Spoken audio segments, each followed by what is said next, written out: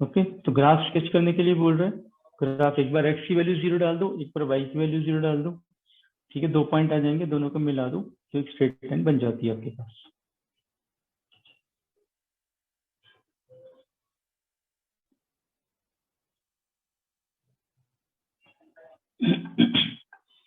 Now look in this example 19, ये important है।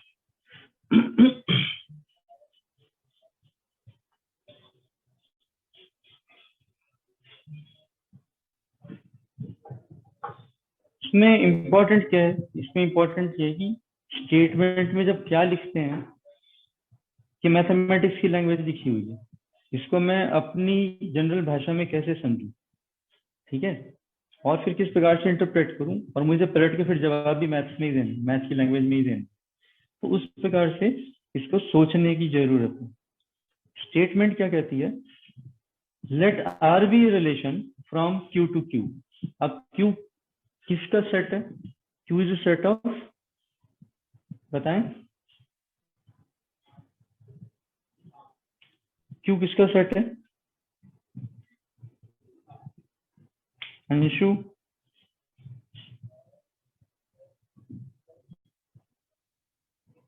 अंशु, नितिन,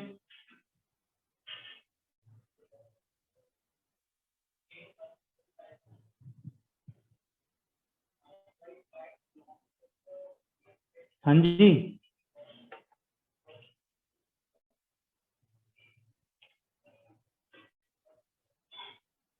दिव्यांशु आप बताओ, व्हाट इज क्यू?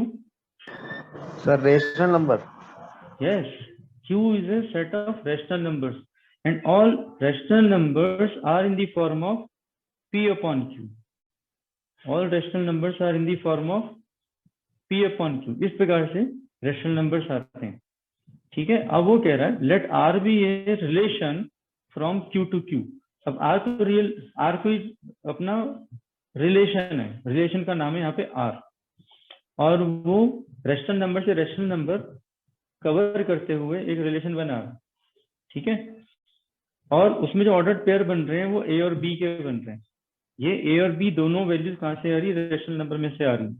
कंडीशन क्या है कि ए माइनस बी एक इंटीजर होना चाहिए। हम बेशक रेशनल नंबर्स को यूज कर रहे हैं, मगर उनका डिफरेंस एक इंटीजर होना चाहिए। इसको आप ऐसे समझें, अगर आपने रेशनल नंबर ले लिया हाफ, तो हाफ में से हाफ माइनस करेंगे तो कितना आएगा, हाफ में से हाफ माइनस 0 आएगा। और 0 क्या 0 इंटीजर है, क्या 0 इंटीजर है? Is 0 an integer? Yes or no? बताओ बेटा, बोलो, कोई तो बोलो। नितिन? यस सर, इंटीजर है। इंटीजर है भाई वो। ऐसे ही अगर 3/2 में से हम 1/2 माइनस करते हैं तो रिजल्ट क्या आएगा, 3/2 माइनस 1/2। डिफरेंस 1, और 1 एक इंटीजर है। ठीक है, ऐसे ही 5.5 में से 2.5 माइनस करेंगे तो रिजल्ट आएगा 3, जो कि एक इंटीजर है। हम ए और बी तो रेशनल नंबर ले रहे हैं, मगर उनका डिफरेंस हमें इंटीजर मिल रहा है। इस प्रकार से हमें रेशनल नंबर्स पिक करने हैं कि उनका डिफरेंस इंटीजर हो। इस चीज को ध्यान में रखते हुए अगर आप इस क्वेश्चन को अटेम्प्ट करेंगे तो आपको बहुत आसान हो जाएगा। नहीं तो ज्यादा बच्चों में कंफ्यूजन कहाँ होती है, ये यहाँ पे क्यू दिया हुआ है, यहाँ पे जेड दिया हुआ है, इसको ये मिक्स कैसे कर दिया इन्होंने। ठीक है, अब हमें ये पता है कि सारे इंटीजर्स अपने आप में रेशनल नंबर भी होते हैं, ये हमें पता है। इसलिए हमें z को q से मैच नहीं कराना है, z को z ही रखना है। हमें सारे के सारे positive and negative natural numbers including 0, वही कंडीशंस को वहां पे रख के सोचना है। ठीक है, अब ये बोल रहे हैं, शो करो, इस चीज को शो करो कि अगर दोनों रेशनल नंबर सेम हो जाते हैं, ठीक है, तो भी वो इस हमारे रिलेशन का एक पार्ट होते हैं। ये हमें शो करना है। फिर दूसरे पॉइंट में ये कह रहा है, ये शो करो कि अगर ए और बी इस रिलेशन को मैच करते हैं, ठीक है, तो बी और ए भी इसको मैच करेंगे, पक्का करेंगे, ये शो करना है। अगर ए और बी रिलेशन को मैच करता है तो इसका मतलब बहुत स्पष्ट है कि बी और ए भी करेगा, implies that B A belongs to R. ये इसको क्लियर कर रहा है इसको।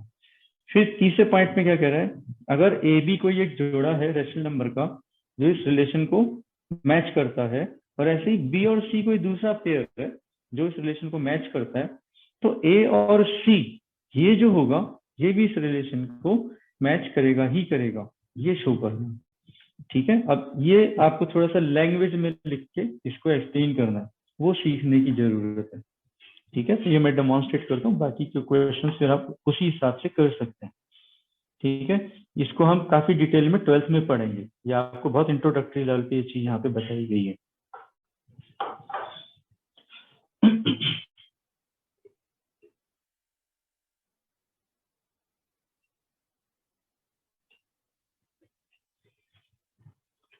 Our relation R is A comma B such that A comma B belongs to Q and A minus B is equal to some integer। ठीक है, हमें show करना है A belongs to R, ये शो करना है। ठीक है, अब ये शो करने के लिए let A belongs to Q, Q में से लेंगे, A कोई भी एक रैशनल नंबर है जो कहां से आ रहा है, Q में से आ रहा है। अब अगर वो Q में से आ रहा है तो if I take A minus A which is equal to 0, ठीक है, let A belongs to Q, this implies अगर मैं A को A में से माइनस कर दूंगा तो 0 मिलेगा। ठीक है, and this implies 0 is a, नहीं ये implies नहीं है, ये फैक्ट है, 0 is an integer। ठीक है, अब because A minus A is equal to 0 and 0 belongs to integer, इसलिए ये A और B इसका एक पार्ट है, therefore A comma A belongs to R, ऐसे लिखना है।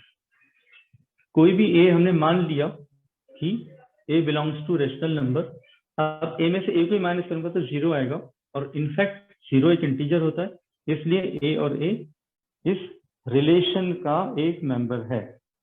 ठीक है, ये इसका फर्स्ट पार्ट होगा। दूसरे में कह रहा है if A comma B belongs to relation implies, इसका मतलब है कि B comma A this also belongs to relation R, ये चीज हमें शो करनी है। अब इसमें हम क्या करते हैं, लेट, हमें दिया हुआ है कि A B R को बिलोंग करता है, यहाँ पे स्टार्ट हम कहां से करेंगे, हमें गिवन है A B belongs to R, ये हमें बहुत clear given. Let A comma B belongs to rational number, ये वाले रेशनल नंबर, ठीक है, such that A minus B is equal to Z, ये गिवन है हमें, क्योंकि ये बोला है A B रिलेशन को बिलोंग करता है, इसका मतलब ये वाली बातें भी फुलफिल होती हैं, ये गिवन है हम। ठीक है, अब A minus B belongs to rational number, this implies B minus A is equal to minus Z। ठीक है, अब किसी भी रेशनल नंबर के किसी भी इंटीजर के सामने अगर मैं साइन चेंज कर दूंगा, अगर मैं किसी भी इंटीजर का साइन चेंज कर दूंगा तो क्या वो इंटीजर नंबर ही रहेगा या कुछ और हो जाएगा, ये सोचना है। If I change the sign of an integer, will it remain an integer or it will become something else? Sir, remain integer. It will remain an integer, right? So, so minus Z is also an integer। ठीक है, अब क्योंकि ये भी एक integer है अब ये क्या implies B comma A belongs to R, इसलिए बी कॉमा ए हमारे रिलेशन को बिलोंग करेगा, क्योंकि ये हमारी सेकंड कंडीशन को भी फुलफिल करता है, राइट। इसलिए हम कहां से शुरू हुए थे, a comma b belongs to R, यहां से शुरू हुए थे, क्योंकि a comma b belongs to R, इसलिए a minus b belongs to Z, और हम कहाँ पहुंचे, b comma A belongs to R, इस पर पहुंचे। तो इस प्रकार से हमें ये लिख के स्टेप बाय स्टेप बताना। Third part A B B C इस प्रकार से जोड़ा दिया हुआ है, इसको कैसे लिखेंगे, इसे देखते हैं। A comma b and b comma C belongs to R, ये गिवन है, ये चीज हमें गिवन है, ठीक है। अब ये क्या इंप्लाई कर रहा है, this implies A minus B is equal to Z1, ये ए माइनस बी कोई इंटीजर है Z1, ठीक है। ए माइनस बी कोई इंटीजर है, उसको हमने Z1 दे दिया। बी माइनस सी क्या हो गया, बी माइनस सी कोई दूसरा इंटीजर है Z2, ये कोई जरूरी नहीं सेम है, कुछ भी हो सकता है, ठीक है। So if we add these two, अगर इन दोनों को ऐड करेंगे तो क्या आएगा, बी से बी कट जाएगा, यहाँ से ए बचेगा, यहाँ से माइनस सी बचेगा, और इधर क्या हो जाएगा, Z1 plus Z2, Z1 plus Z2। अब आप मेरे को सोच के बताओ, क्या दो इंटीजर्स का सम इंटीजर ही होता है या कुछ और हो जाता है, क्या दो इंटीजर्स का सम इंटीजर ही होता है या कुछ और हो जाता है, सर इंटीजर ही रहेगा बस, वो इंटीजर ही रहेगा, वो इंटीजर ही रहेगा, means this is equal to some z। अब क्योंकि a माइनस सी भी इंटीजर है, क्योंकि a माइनस सी भी इंटीजर है, तो ये क्या इंप्लाई कर रहा है, this implies a comma C belongs to relation r। ये चीज हमारी प्रूव हो गई। अगर ये दोनों आर रिलेशन को मैच कर रहे हैं तो ए सी भी रिलेशन को मैच करेगा, ठीक है। इस प्रकार से हमको ये चीजें एक्सप्लेन करेंगे, ठीक है। छोटी छोटी चीजें, ये लिखने से ज्यादा आपको क्लियर होगा, और लिखकर प्रैक्टिस करोगे तो और ज्यादा आसानी से दिखाई देने लग जाएगा कि लिखना क्या है। थोड़ी सी प्रैक्टिस करने की आवश्यकता है।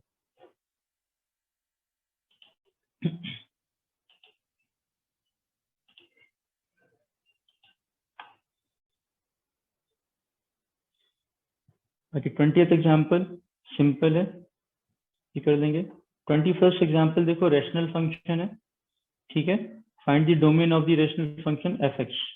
अब डोमेन फाइंड करने के लिए हमें क्या फाइंड करना होता है, हमें ये देखना होता है कि ये फंक्शन एक्स की कौन कौन सी वैल्यूज एक्सेप्ट कर सकता है, ठीक है। और किसी भी रेशनल फंक्शन में हमें जो ध्यान देने वाली बात होती है वो ये होती है कि जो डिनोमिनेटर पार्ट है, नीचे वाला जो फंक्शन है, वो कभी भी जीरो नहीं होना चाहिए।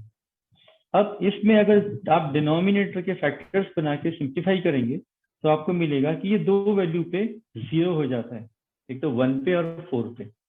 अगर 1 और 4 ये दो वैल्यू हम यूज करेंगे तो ये जो फंक्शन है, ये फंक्शन अनडिफाइंड हो जाएगा, इन्फिनिटी हो जाएगा, ठीक है। इसलिए हम 1 और 4 ये दो वैल्यू नहीं ले सकते। इनके अलावा हम x की सारी वैल्यूज इसमें ले सकते हैं, ठीक है।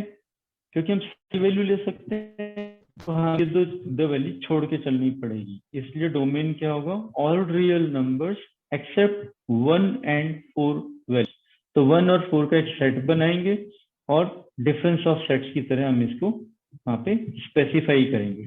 डोमेन होगा r माइनस 1,4, ये सेट की फॉर्म में लिखा जाएगा, ठीक है। ऐसे ही आपका ये फंक्शन है।